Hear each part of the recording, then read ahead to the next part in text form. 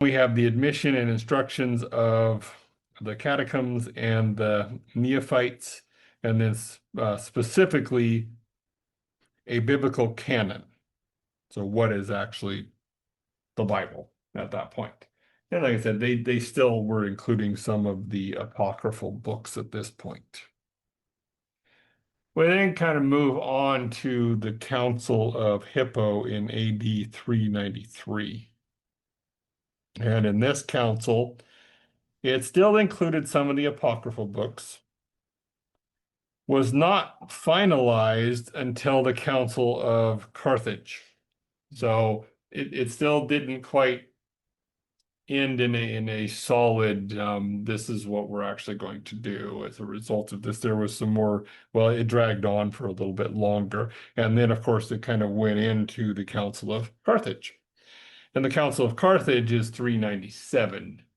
So this is about, what, 4 years later where we have this council, where you're now kind of making they're beginning to determine what actually is the canon of Scripture. At this point, it still does include some of the apocryphal books. You have 41 Old Testament books, and Revelation is added to the New Testament. It is now accepted as part of the canon at that point. And this, by the way, wasn't done, for the most part, this was not just done randomly. It wasn't, well, we like this. No, a lot of good men studied Scripture and evaluated it and determined, yeah, this is actually something that one of the apostles wrote. It was intended for the church.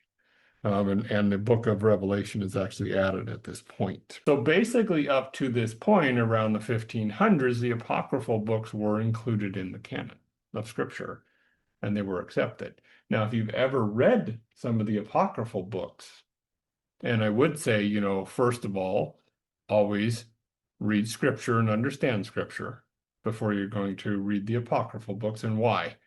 Because if you want to know what is false, what do you need to do? You need to study what is true. Okay, study what is true. You don't study what is false. You study what is true, because then it will expose the thing that is false as you're reading and understanding. And you'll see that the apocryphal books, they go into fantasy and just some ridiculous stuff that's just not scriptural.